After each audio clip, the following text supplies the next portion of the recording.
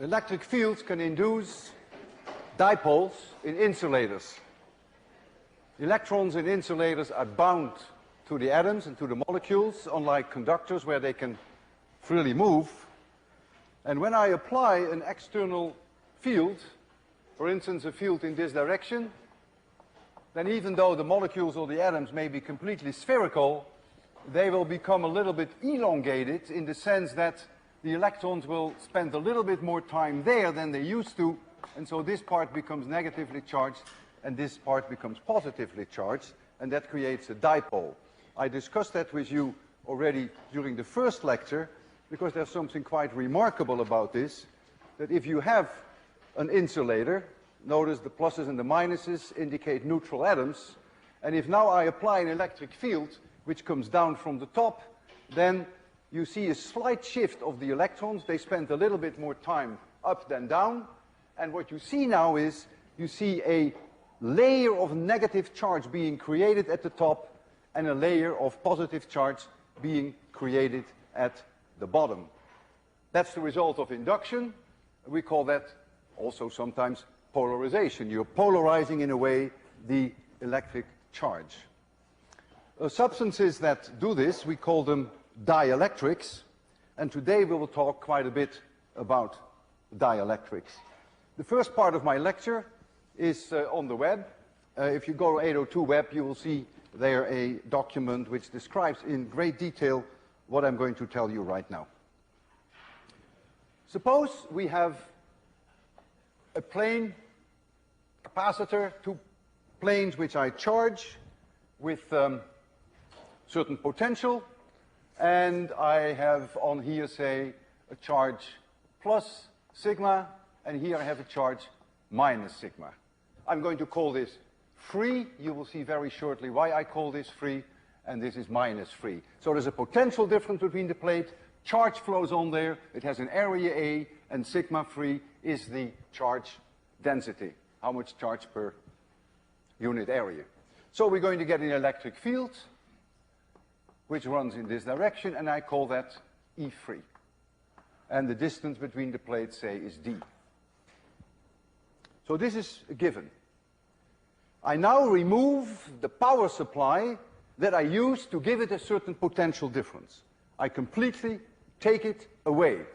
So that means this charge here is trapped, cannot change. But now I move in a dielectric. I move in one of those substances. And what you're going to see here now, at the top, you're going to see a negative induced layer, and at the bottom, you're going to see a positive induced layer. I called it plus sigma induced, and I call this minus sigma induced. And the only reason why I call the other free is to distinguish them from the induced charge. This induced charge, which I have in green, will produce an electric field which is in the opposite direction, and I call that E induced. And clearly E free is, of course, the surface charge density divided by epsilon 0, and E induced is the induced surface charge density divided by epsilon 0. And so the net E field is the vectorial sum of the two. So E net, I give it a vector, is E free plus E induced, vectorially added.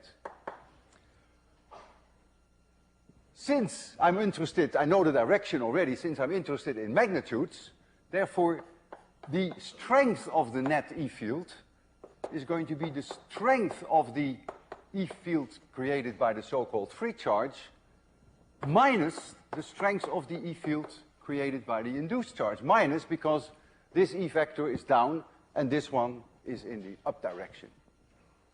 And so if I now make the assumption that a certain fraction of the free charge is induced, so I make the assumption that sigma induced is some fraction B times sigma free. I just write now an I for induced and an F for free.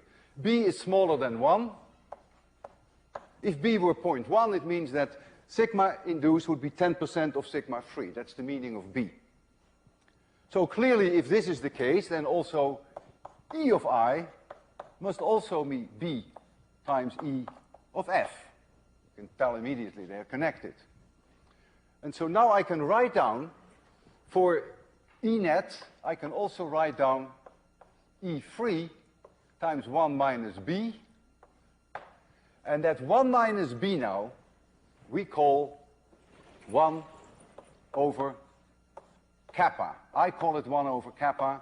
Our book calls it 1 over K.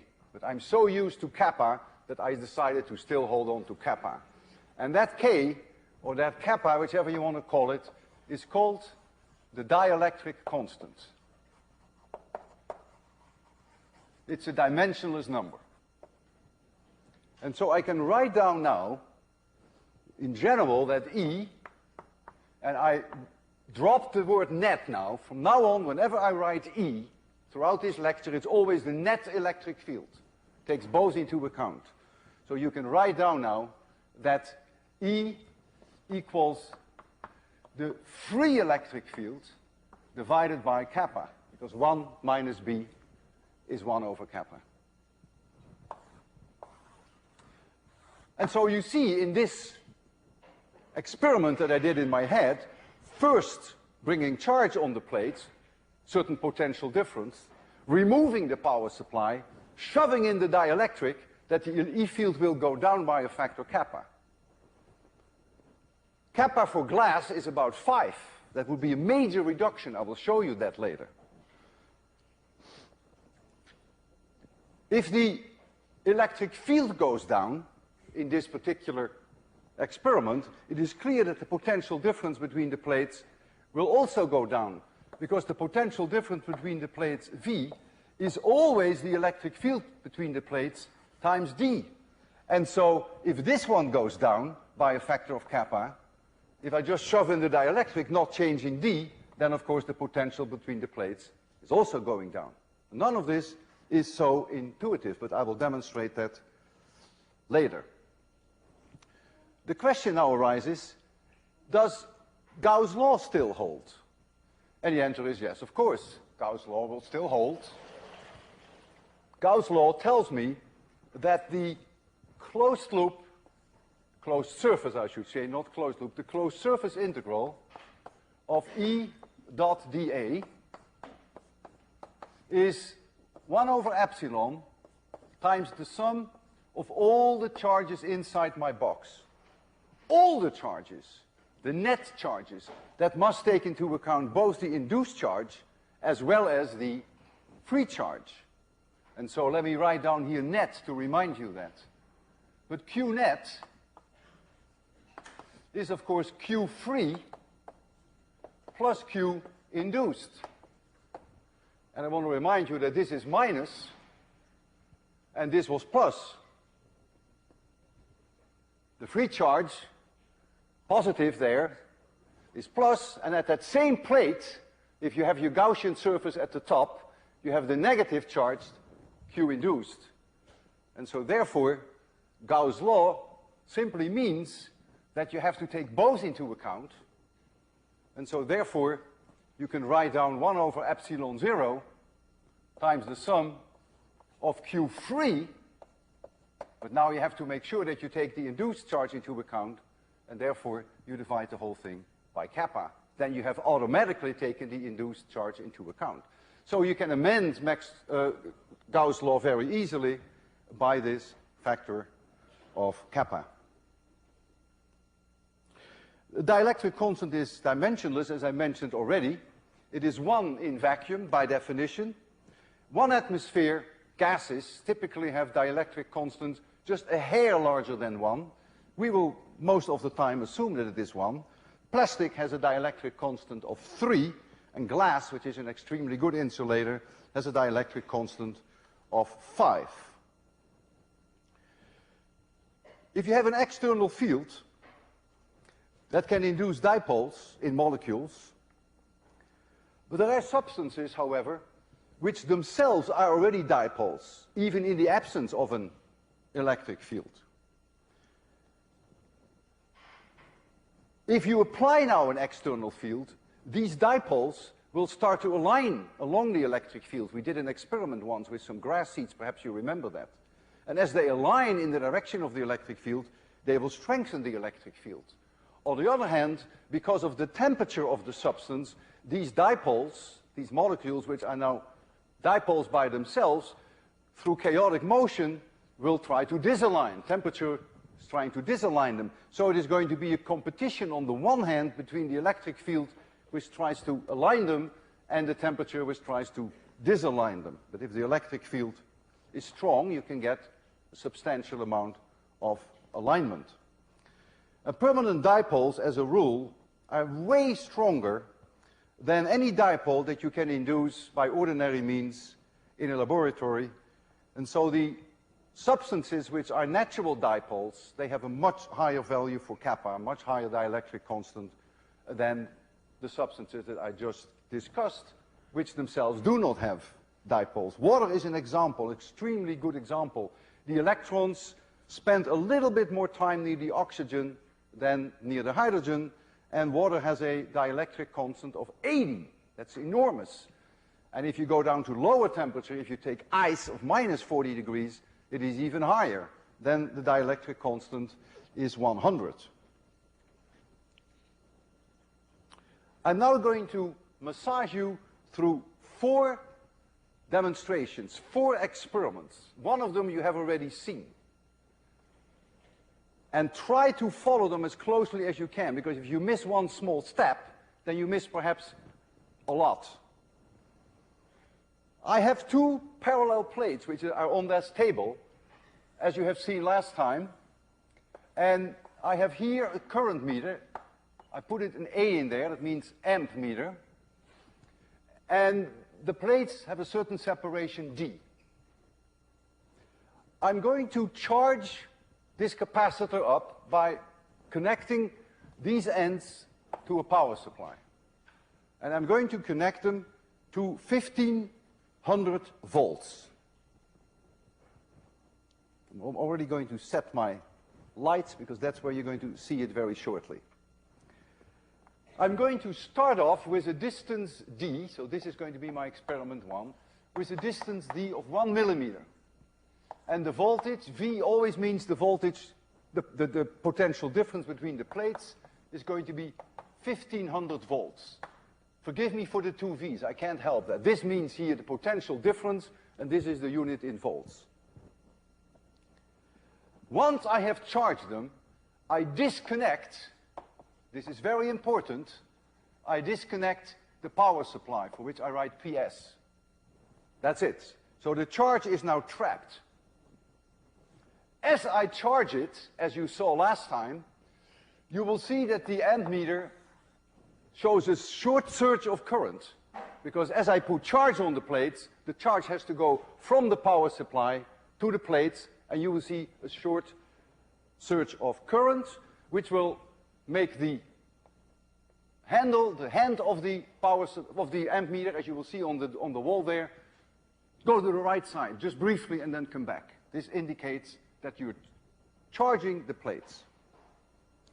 And now I'm going to open up the gap.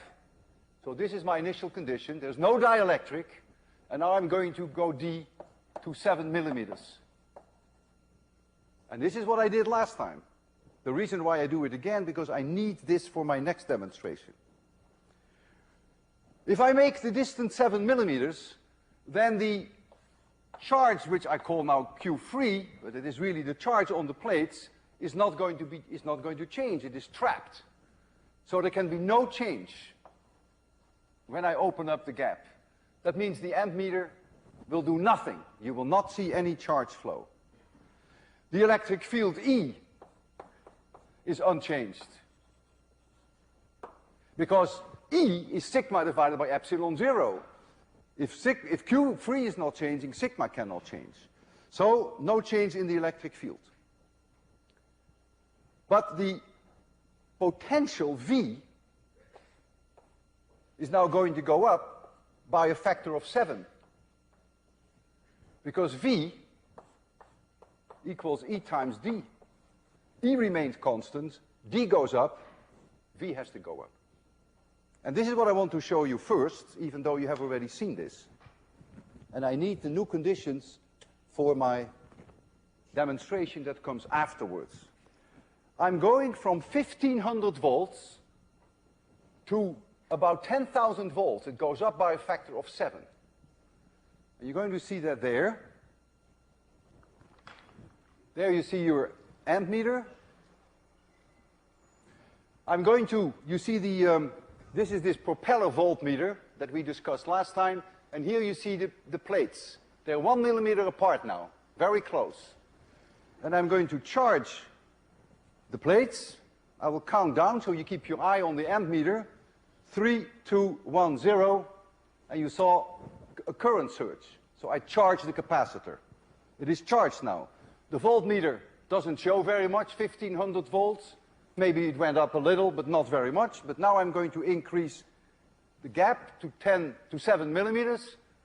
And look that the amp meter is not doing anything. The charge is trapped, so there is no charge going to the plates. But look what the voltmeter is doing. It's increasing the voltage. It's now approaching almost 10,000 volts, although this is not very quantitative. And now I have a gap of about 7 millimeters, and that's what I wanted. You've seen that the plates on the left side here are now farther apart than they were before. So that is my demonstration number 1, a repeat of what we did last time. So now comes number 2. So now my initial conditions are that V is now 10 kilovolts. So that's the potential difference between the plates that I have now. And D is now 7 millimeters, and I'm not going to change that. At this moment, kappa is 1. But now I'm going to insert the dielectric. So I take a piece of glass, and I'll just put it into that gap. Q3 cannot go anywhere, because I have disconnected the power supply. So Q3, no change. If there is no change in the free charge, the amp meter will do nothing. So as I plunge in this dielectric, you will not see any reading on the amp meter. But as we discussed at length now, the electric field, which is the net electric field, will go down by that factor kappa. That's what the whole discussion was all about. That's going to be a factor of 5. And since the potential equals electric field times D, but I keep D at 7 millimeters, I'm not going to change it. If E goes down by a factor kappa, then clearly the potential will also go down by a factor kappa. So now you're going to see the second part, and that is I'm going, as it is now, I'm going to plunge in this glass, the 7 millimeters thick. I put it in there. You expect to see no change on the amp meter, but you expect the voltage difference over the plates to go down by a factor of 5. So you will see that the propeller voltmeter will have a smaller deflection. You ready for this? There we go.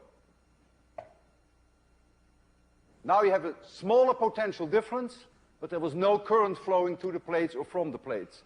When I take it out again, the potential difference comes back to the 10,000 volts. So that's demonstration number 2. Now we go to number 3. But before we go to number 3, I want to ask myself the question, what actually happened with the capacitance when I bring the dielectric between those plates? Well, the capacitance is defined as the free charge divided by the potential difference over the plates. That's the definition of capacitance. And since in this experiment, as you have seen, the voltage went down by a factor of kappa, the capacitance goes up by a factor of kappa because Q3 was not changing.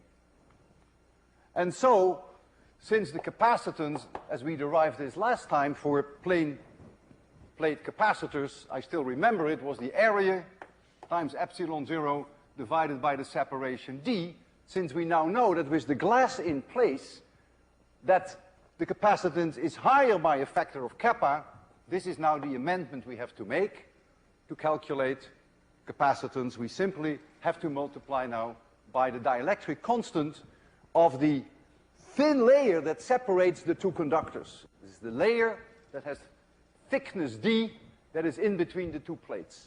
In our case, I brought in glass. I could write down a few equations now that you can always hold on to in your life, and you can also use them in the two demonstrations that follow. And one is that E, which is always the net E, when I write E, it's always the net one, equals sigma free divided by epsilon 0 times kappa. There comes that kappa that we discussed today. Let's call that equation number 1. The second one is that the potential difference over the plates is always the electric field between the plates times d, because the integral of E dot dl over a certain path is the potential difference. That's not going to change. And then the third one that may come in handy is the one that I have already there. C equals Q free divided by the potential difference, which in terms of the plate area is A times epsilon 0 divided by d times kappa. Let's call this equation number 3. Now comes my third experiment. In the third demonstration, I am not going to disconnect my power supply. So now, number 3, I start out with 1500 volts, just like we did with number 1, but the power supply will stay in there throughout, never take it off. We start with D equals 1 millimeter, just like we did in experiment 1. No glass. I'm going to charge it up, just like I did with number 1, and of course I will see that the ammeter will show this charge. See a surge of current. Now I'm going to increase D to 7 millimeters. Now something very different will happen from what we saw in the first experiment. The reason is that the potential difference is going to be fixed, because the power supply is not disconnected. The power supply stays in place. Look now at equation number 2. If that V cannot change, and if I increase D by a factor of 7, now the electric field must come down by a factor of 7. And so now the electric field will come down by that factor of 7, because I go from 1 millimeter to 7 millimeters. So now the electric field changes, because D goes up. In case you were interested in the capacitance will also go down by a factor of 7, because if you look at this equation, kappa is 1. If I make D go up by a factor of 7, C goes down by a factor of 7. Just look at this. Simple as that. So C must also go down by a factor of 7. Nothing to do with dielectric. Nothing. And so Q free must now also go down by a factor of 7, because if the potential difference doesn't change, but if Q free goes down by a factor of 7, if C goes down by a factor of 7, Q free must go down by a factor of 7. This goes down by a factor of 7, this doesn't change, so the free charge goes down by a factor of 7. And what does that mean? That means charge will flow from the plates, away from the plates, and so my ammeter will tell me that charge is flowing from the plates, and so that hand there will go to the left. And so as I open up, depending upon how fast I can do that, charge will flow from the plates in the other direction. The charge will flow off the plates, and that current meter will show you every time that I open it a little bit, it will go to this direction. So let's do that first. No dielectric involved. Simply keeping the power supply connected. So I have to go back first to 1 millimeter, which is what I'm doing now. I have here this thin sheet to make sure that I don't short them out. It's about 1 millimeter. And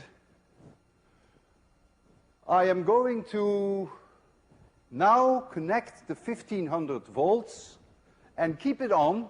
And as I charge it, you will see the current meter a surge to the right, right? That always means we charge the plates. So there we go. Did you see it? I didn't see it because I had to concentrate. Did it go like this? Good. So now it's charged. We don't take this connection off. It's connected with the power supply all the time. And now I'm going to open up. And as I'm going to open up, the potential remains the same. So this voltmeter doesn't give a damn. It will stay exactly where it is because 1500 volts remains 1500 volts. But now, as we open up, we're going to take charge off the plates, and so this I expect to go to the left. Every time that I give it a little jerk, I do it now, it went to the left. I do it now again, I go to 2 millimeter, go to 3 millimeter, go to 4 millimeter, make it 5 millimeter, 5 millimeters, 6 millimeter, and I finally end up at 7 millimeters. And every time that I made it larger, you saw the hand go to the left. Every time I took some charge off. So that is demonstration number 3. Why did I go to 7 millimeters? You've guessed it.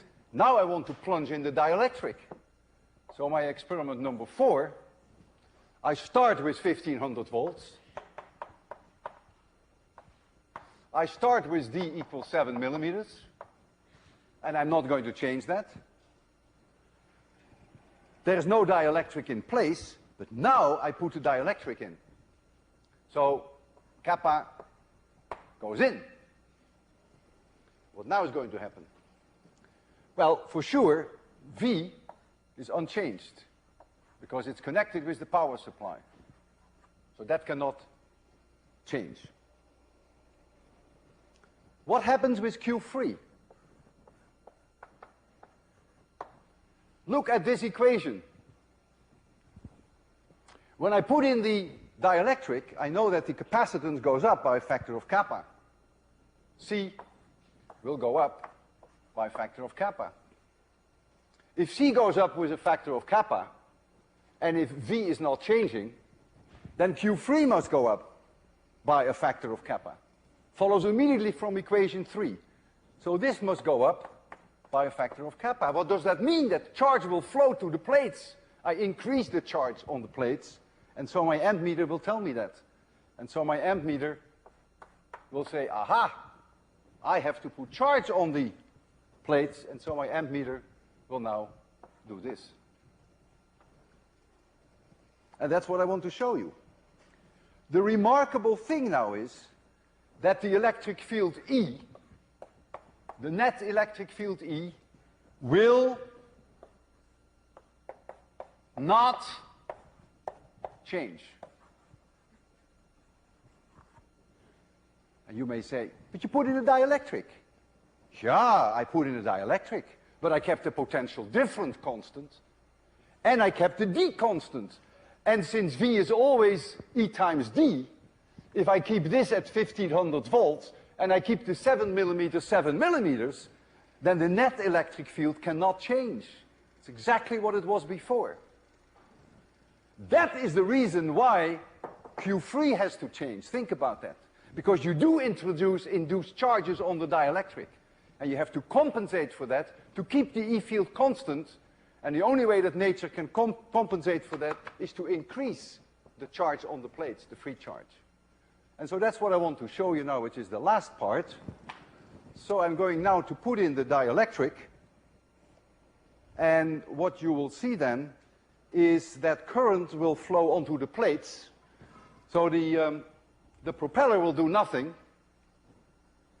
Will sit there, and you will see this one go clunk when I bring in the glass. And then it goes back, of course. There's only a little charge that comes off, and then it will go back. So as I plunge it in, you will see charge flowing onto the plates. There we go. You ready for it? 3, 2, 1, 0. And you saw charge flowing onto the plates. When I remove the glass, Of course, then the charge goes off the plates again. You see that now. I've shown you 4 demonstrations. None of this is intuitive. Not for you and not for me. Whenever I do these things, I have to very carefully sit down and think what actually is changing and what is not changing. I have no gut feeling for that. There is not something in me that says, oh yes, of course that's going to happen. Not at all. And I don't expect that from you either. The only advice I have for you, when you're dealing with these cases whereby dielectric goes in, dielectric goes out, plates separate, plates not separate, power supply connected, power supply not connected, approach it in a very cold-blooded way, the real classic MIT way, very cold-blooded. Think about what is not changing, and then pick it up from there and see what the consequences would be. How can I build a very large capacitor, one that has a very large capacitance?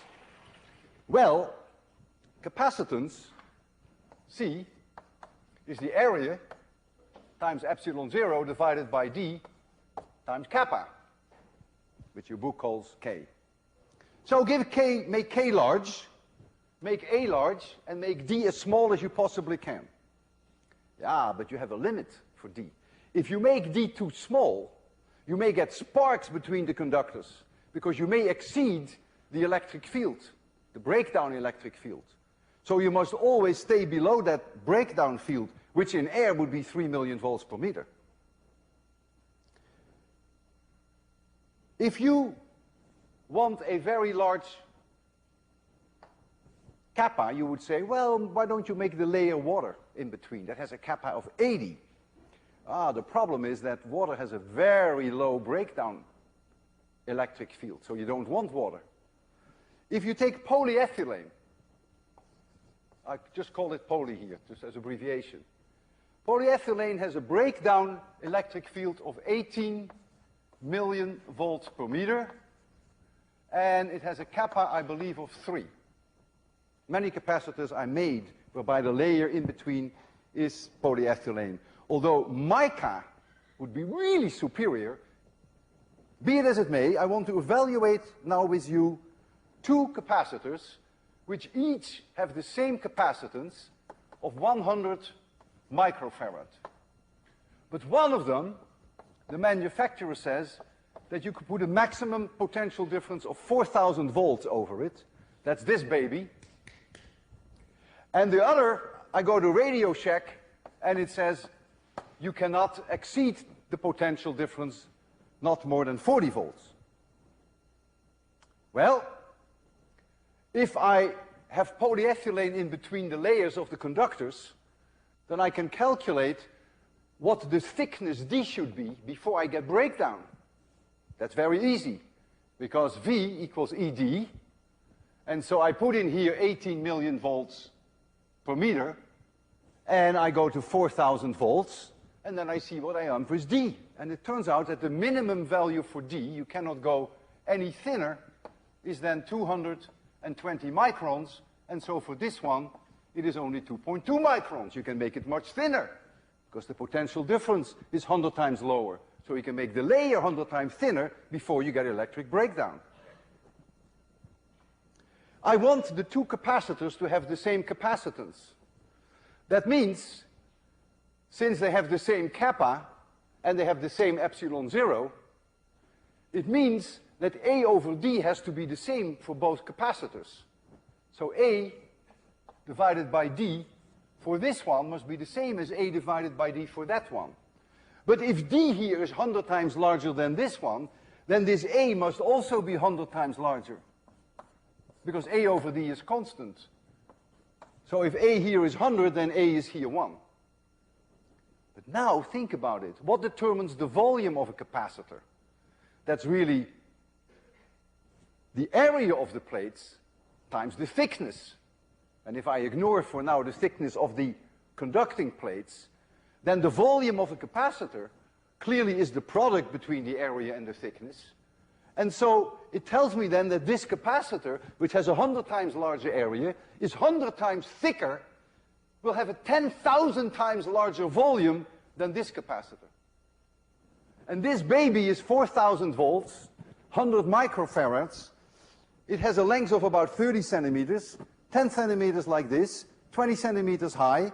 That is about 10,000 cubic centimeters. 10,000 cubic centimeters.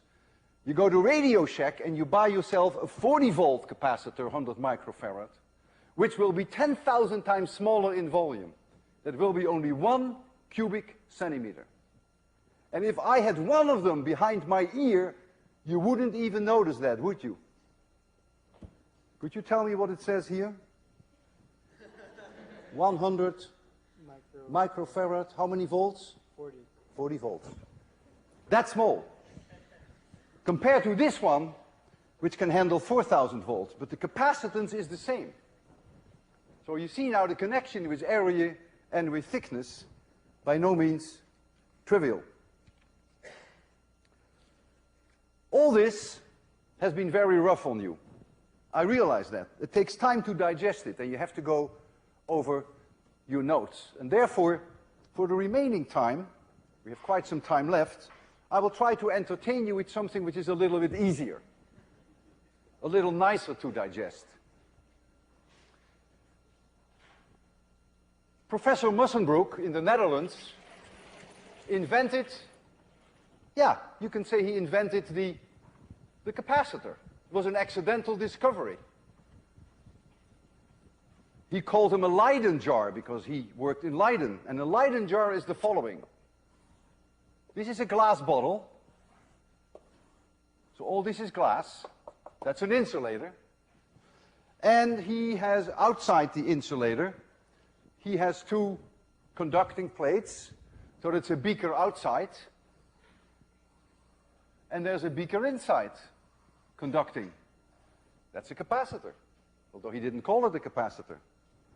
And so he charged these up, and so you can have plus charge here and minus Q on the inside. And he did experiments with that. The energy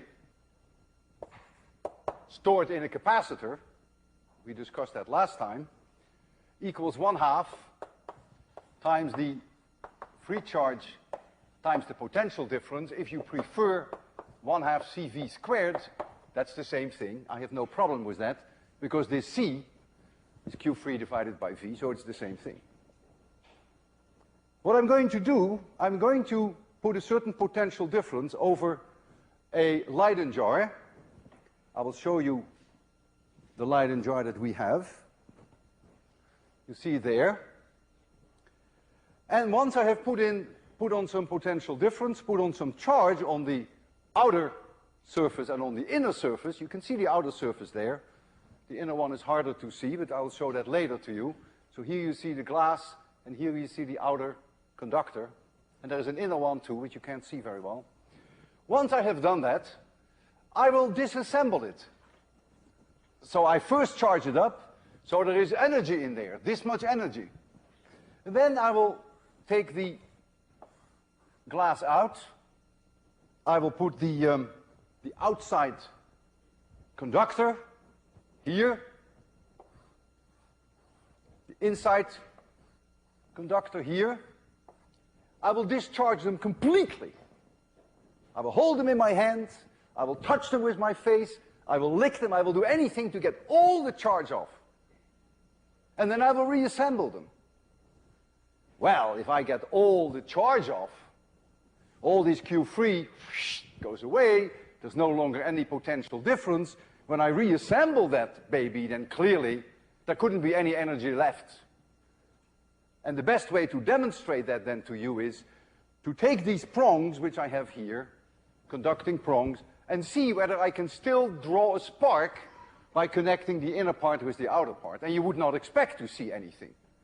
So it is something that is not going to be too exciting. But let's do it anyhow. So here is this Leyden jar, and I'm turning the Wimhurst to charge it up. I'm going to remove this connection, remove this connection, take this out, Come on.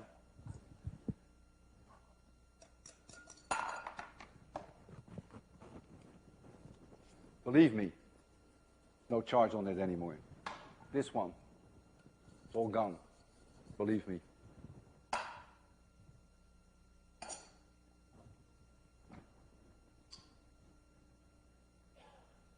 There we go. And now let's see what happens when I short out the outer conductor with the inner conductor. Watch it.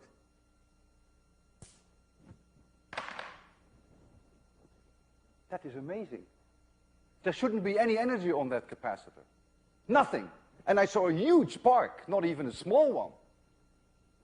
When I saw this first, and I'm not joking, I was totally baffled. And I was thinking about it. I couldn't sleep all night. I couldn't think of any reasonable explanation. And so my charter for you is to also have a few sleepless nights and to try to come up why this is happening. How is it possible that I first bring charge on these two plates, disassemble them, totally take all the charge off, and nevertheless, when I assemble them again, there's a huge potential difference between the two plates. Otherwise, you wouldn't have seen the spark.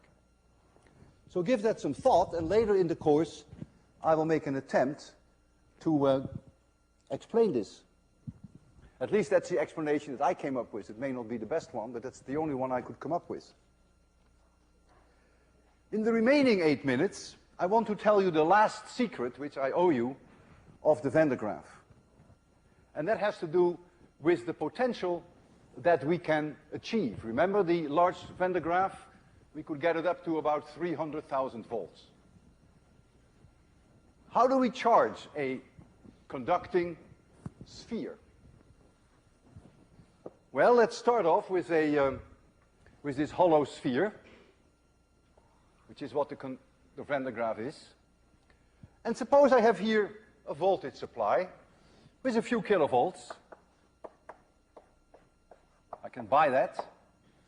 And I have a sphere, and I touch with this sphere, which is an insulating rod. I touch the output of the few kilovolt supply. And I bring this, so there's positive charge on here, say, and I bring it close to the Van de Graaff. There will be an electric field between this charged object and the Van de Graaff. And the closer I get, the stronger that electric field will be. And when I touch the outer shell, then the charge will flow on the Van de Graaff. I go back to my power supply. I touch again a few thousand volts, and I keep spooning charge on the Van de Graaff. Will I be able to get the Van de Graaff up to 300,000 volts? No way, because there comes a time that the potential of this object, which comes from my power supply, is the same electric potential as the Van de Graaff. And then you can no longer exchange charge. What it comes down to is that when you come with this conductor and you approach the Van de Graaff, there will be no longer any electric fields between the two. So there will be no longer any potential difference. So you can't transfer any more charge. So you run very quickly into a situation which will freeze. You cannot get it above a few thousand volts. So now what you do, and here comes the breakthrough by Professor Van de Graaff from MIT, who now said, I don't have to bring the charge on this way, but I can bring the charge in this way. So now you go to your power supply, a few thousand volts, and you bring it inside this sphere where there was no electric field to start with. When you charge the outside, there's going to be an electric field from this object, and there's going to be an electric field from this object. The net result will be zero in between. There was no electric field inside. If I now bring the charged sphere there, I'm going to get E-field lines like this, problem 2-1. And so now there is a potential difference between this object and the sphere. What I have done, by moving it from here to the inside, I have done positive work without having realized it, and therefore I have brought this potential higher than the sphere. Now I touch the inside of the Van de Graaff, and now the charge will run on the outer shell. And I can keep doing that. Inside, touch. Inside, touch. inside, touch. And every time I come in here, there is no electric field in there. So I can do that until I'm green in the face.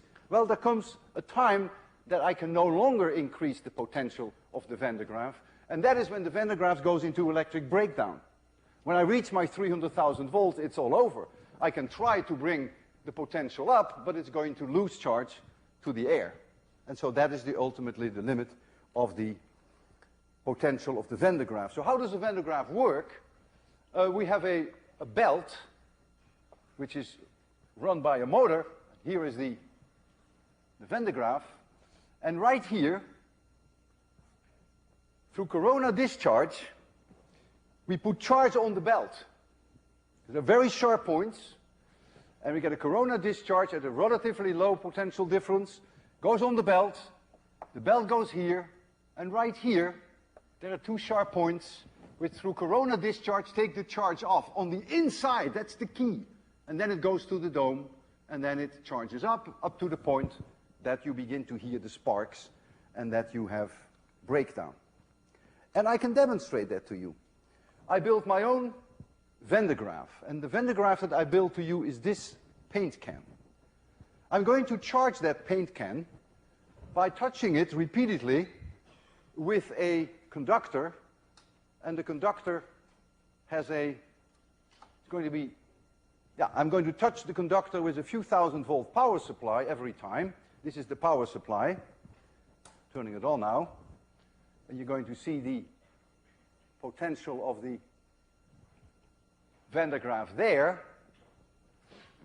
That is a very crude measure for the potential on the Van de Graaff, but very crudely, when it reads a 1, I have about 10,000 volts. This is the probe that I'm using for that. A 2 reads 20,000 volts. My power supply is only a few thousand volts. But that's not very good. Well, I will first start charging it on the outside to demonstrate to you that I very quickly run into the wall that I just described. That if they have the same potential, then I can no longer transfer charge. But then I'm going to change my tactics, and then I go inside. And then you will see that it will go up further. So let's first see what happens if I now bring charge on the outside. There it goes. It's about 1,000 volts, about 2,000 volts. 2,000 volts, keep an eye on it. 2,000 volts, it's heading for 3,000 volts. 3,000 volts, 3,000 volts, 3,000 volts, 3,000 volts. Not getting anywhere. I'm beginning to reach the saturation, maybe 3,500 volts. 3.5, it's slowly going to 4. Let's see whether we can get it much higher than 4. I don't think we can. So this is the end of the story before Professor Van de Graaff. But then came Professor Van de Graaff, and he said, look, man, you got to go inside. Now watch it. Now I have to concentrate on this scooping, so I would like you to tell me when we reach 5,000, you just scream. Oh man, we already passed the 5,000, you dummies. 10,000, scream when you see 10,000. Scream when you see 15,000. Scream when you see 15,000.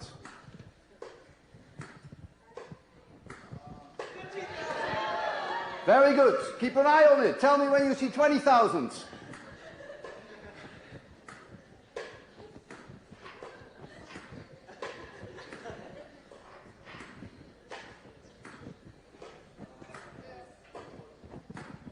I don't hear anything. Now I want you to tell me every 1,000, because I think we're going to run into the wall very quickly. 21? I want to hear 22. Oh, you're already at 23. So I expect that very quickly now, the can will go into discharge. You won't see that, but you get corona discharge. And then no matter how hard I work, I will not be able to bring the potential up. But let's keep going. Are we already at 2,500? 25,000, sorry, 25,000? 25,000 volts. 25.6, 27, 27, 28, 28. Looks like we are beginning to getting to the corona discharge. 28, boy, 28. That's a record. 28, keep an eye on it. 29. 29. You realize I'm doing all this work. Well, I get paid for it. I think I've reached the limit. I've reached my own limit, and I've reached the limit of the charging. Now we have 30,000 volts, and we started off with only a few thousand volts. Originally, it wasn't a very dangerous object, but now 30,000 volts. Shall I? Okay, see you next week.